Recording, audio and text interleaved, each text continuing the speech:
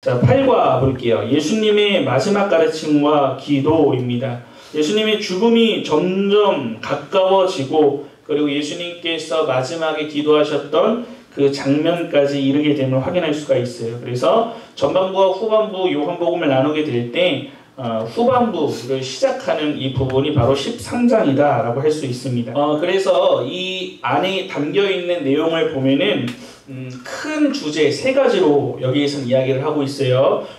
예수님께서 제자들의 발을 씻기시는 장면이 나오고요. 그리고 가르치시는 장면이 나오고요. 그리고 하나님 앞에 기도하심으로써 이제 십자가에 달려 죽으실 본인의 당신의 준비와 그리고 사랑하는 제자들을 위한 섬김과 헌신의 모습을 본으로서 보여주십니다.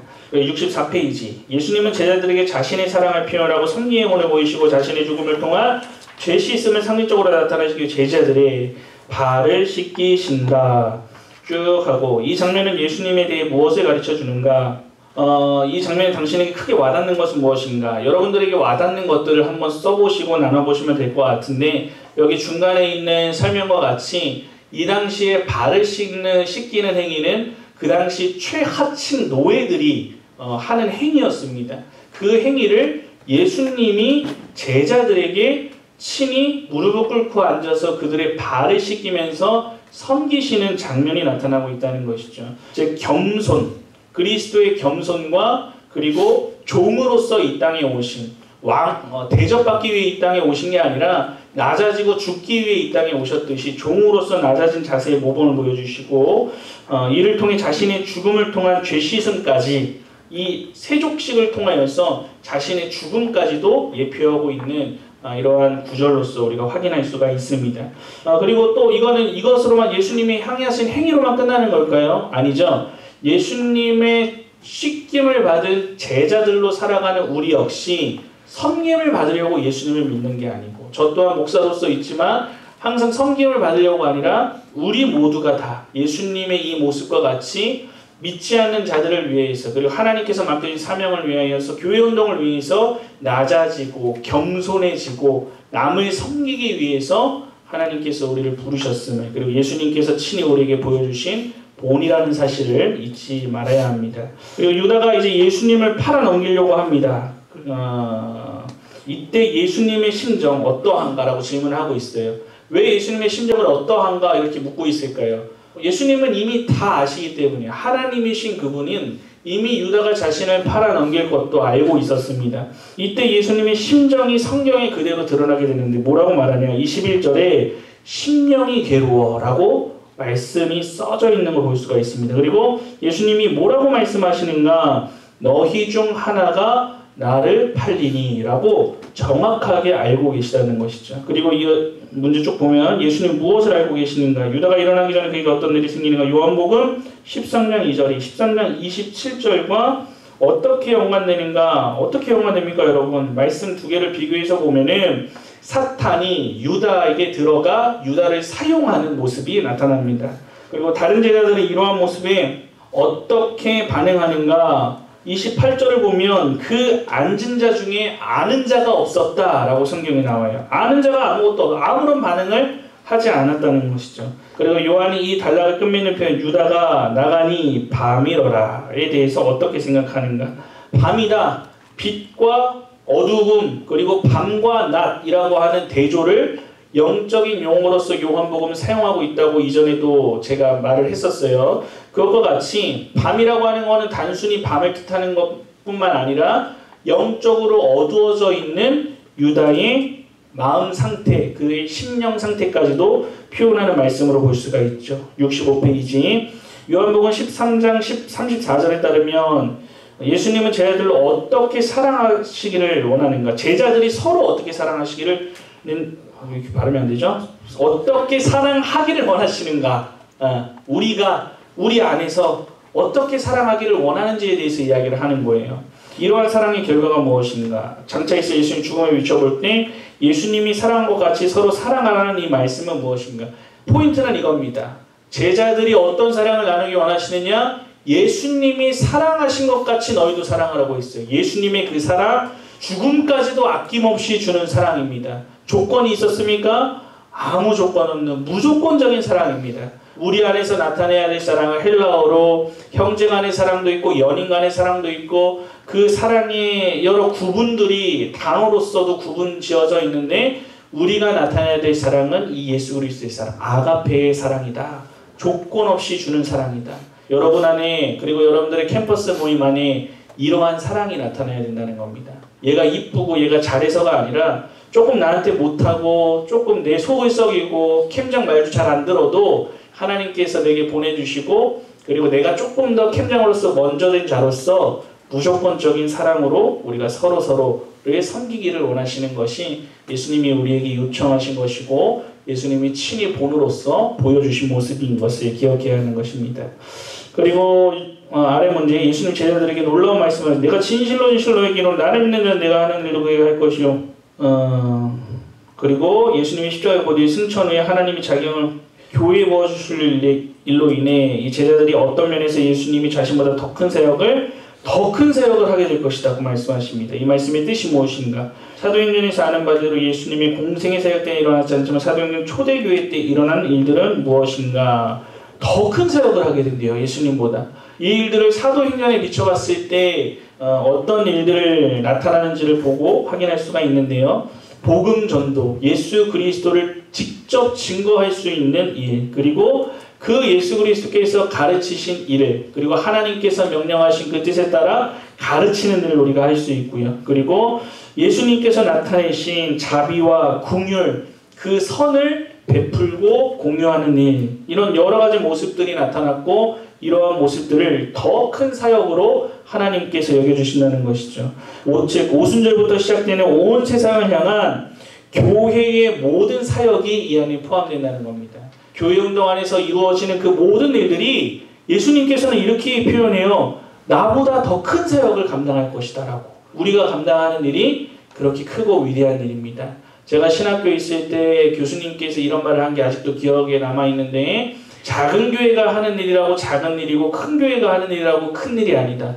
하나님이 크신 분이고 작은 교회건 큰 교회건 우리는 그 크신 하나님의 일을 감당하기 때문에 모두가 큰 교회고 그런 일들 가운데 우리는 자부심을 가질 수가 있다라고 하는 내용입니다. 우리가 이러한 엄청난 일을 감당하고 있다는 걸 여러분들도 자부심을 가지시기를 바랍니다. 65페이지 맨 아래 문제 보면은 요한복음 14장 15절에 따르면 예수님을 사랑하는 제자는 무엇을 하는가? 14장 24절에 따르면 예수님을 사랑하지 않는 사람임을 알 수 있는 특징. 내가 예수님을 사랑한다, 사랑하지 않느냐? 예수님은 이걸로 알 수 있다라고 말씀을 하십니다. 너희가 나를 사랑하면 나의 계명을 지키리라. 그리고 나를 사랑하지 아니하는 자는 내 말을 지키지 아니한다. 즉 말씀에 순종하냐? 순종하지 않느냐? 그 말씀을 마음에 담고 살아가냐? 담고 살아가지 않느냐? 결정적인 그 순간에 하나님의 말씀의 편에 서냐? 서지 않느냐라고 하는 것이 내가 예수님을 사랑하는가? 사랑하지 않는가에 대한 기준이 된다는 것입니다. 예수님이 하신 말씀이죠. 자, 66페이지 요한복음 14장 15절에서 26절과 16장 4절에서 15절 쭉 보면 예수님 성령은 어떤 분이시고 무슨 일을 하시는가 가르치시고 생각나게 한다고 성경이 기록합니다. 그리고 주위에서 죄에 대해서 책망하실 때 깨닫게 하십니다. 말씀을 똑같이 선포해도 어떤 사람은 사람마다 반응이 다 다르죠. 어떤 사람은 그 말씀을 듣고 깨닫고 회개하고 눈물 흘리고 하나님 앞에 결단하고 서원하는 사람이 있는가 하면은 그렇지 않은 사람들도 있음을 봤을 때 성령께서 또 역사하시는 사람과 그렇지 않은 사람이 다름을 볼 수가 있고요. 그리고 성령께서 하시는 일이 이렇고 또한 성령께서 하시는 구원과 관련된 가장 중요한 일로서 우리가 말할 수 있는 게 무엇입니까? 하나님께서 구원하시기로 모든 것을 작정하셨습니다. 그렇죠? 구원하실 자를 창세를 지으시기도 전에 하나님께서 택하셨어요. 그 구속의 일을 예수 그리스도께서 성취하셨고요. 계획과 성취와 그리고 성령께서 무엇을 하십니까? 그 구원에 대한 적용을 하시죠. 내가 믿고 내가 잘나고 내가 똑똑해서가 아니라 성령께서 우리 안에 내주하시고 역사하심으로 그 내용이 믿어지게 되는 것입니다. 아무리 이 세상에 잘나고 똑똑한 사람들한테 논리적으로 이것을 설명한다고 해도 그들이 이것을 다 아멘으로 화답하나요? 그렇지 않다는 거 우리가 잘 알고 있어요. 그렇죠? 그것과 같이 성령의 내주하심으로 내가 예수님을 믿습니다. 나는 구원의 확신이 있습니다. 라고 고백할 수가 있다는 것이죠. 성령님의 하시는 일이다. 그리고 예수님은 요한복음 15장에서 요한복음에 7차례 등장하는 나는 에고에이니, 나는 무엇이다 라고 하는 자기 선언을 마지막으로 이제 사용하십니다.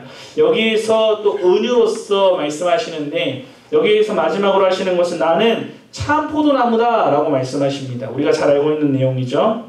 여기에서 무엇을 말씀하시고자 하는 것인가? 이것이 질문인데 예수님이 포도나무라고 하는 것은 우리가 거기에 붙어있는 가지라는 것을 이어지는 구절을 쭉 읽으면 또 알 수가 있습니다. 즉 포도나무에서 나무가 이렇게 서 있는데 가지가 그 옆에서 이제 자라게 되죠. 그렇죠? 근데 그 가지가 나무에 붙어있지 않고 떨어져 있으면 어떻게 됩니까? 가지는 죽은 거예요. 그렇죠? 밟히게 돼요. 죽은 거예요. 쓸모가 없어요. 그리고 성장이 없어요.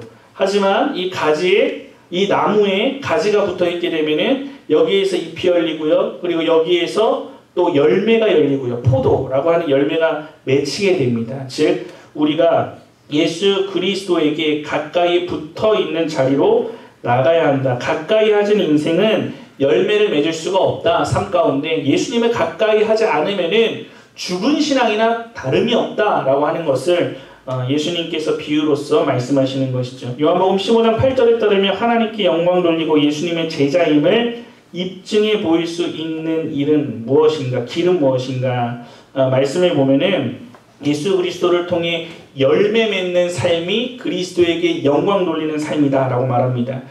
즉 신앙의 열매를 많이 맺는 삶이 하나님 앞에 영광을 올려드리는 일임을 알고 이 땅 가운데서 우리가 살아갈 때도 많은 열매를 맺기 위해서 살아가는 것이 우리가 사람의 제일된 목적인 하나님의 영광을 위해 살아가는 일인데 이렇게 열매를 맺기 위해서는 나의 힘과 능력과 노력으로서가 아니라 그리스도에게 접붙여진 삶을 통해서 가능하게 된다. 그리스도에게 내가 딱 붙어 있어야만 그와 연합된 신자로서 나오는 그 능력으로서 가능하게 된다라고 하는 것을 우리가 잊어서는 안 되는 것입니다. 그리고 그 아래하고 그 옆에는 뒤에는 설명에서 나오니까 넘어갈게요. 67페이지 복음 메시지 보면 아버지께로 가는 길이라고 되어 있습니다. 도마가 천국 가는 길에 대해서 물어봅니다. 그러니까 예수님이 내가 곧 길이요 진리요 생명이니 나로 말미암지 않고는 아버지께로 올 자가 없다라고 요한복음 14장 6절에서 그리스도가 나만이 예수님 나만이 하나님께로 갈 수 있는 길이다. 다른 것은 없다라고 복음의 메시지를 선포하시죠. 이것이 복음입니다. 즉 예수님에 의하면 천국으로 하나님 아버지께 가는 길 오직 예수님 한 분만을 통해서 갈 수 있다라고 하는 것. 그리고 예수님께서 하나님과 우리 사이에 중보자가 되어주셔서 그 새롭고 산 길을 열어주셨다라고 하는 것을 확인할 수가 있고요. 68페이지 보면은 사랑이라고 하는 부분 볼게요. 성경신앙 메시지 13장 34절 35절 예수님께 제자들을 서로 사랑하라고 명령하시면서 이것이 새 계명이다 라고 선포하십니다. 아까 말씀드렸던 거예요. 예수님이 자신을 사랑하신 것처럼 서로 사랑해야 한다라고 하는 이러한 사랑에 대한 그 당시 완전 새로운 차원의 말씀을 하시는 거예요. 아가페의 사랑, 희생적인 사랑, 조건 없는 사랑을 너희 안에도 나타내야 한다라고 하는 이런 완전한 사랑을 우리 안에서도 예수님이 보여주신 것으로 끝나는 것이 아니라 우리 안에서도 나타내야 함을 우리가 기억해야 합니다. 69페이지 성령, 오직 성령의 능력만으로만 사역을 감당할 수 있다. 우리에게 맡겨주신 사명은 성령 하나님의 능력으로서만 감당할 수 있다. 성령의 내주하심 없이는 불가능하다. 그래서 천국은 그리스도인의 육체적 죽음인 이후에 하나님의 존전에서 살게 되는 곳이죠. 아버지의 집이라고 예수님께서 천국을 표현하십니다. 이렇게 여러분들 이 내용은 이 정도로 정리해 보도록 하고요. 나머지 내용은 여러분들이 읽으면 알 수 있는 내용이고 제가 또 읽지 않고 넘어가는 내용은 여러분들도 생략하고 넘어가셔도 괜찮습니다.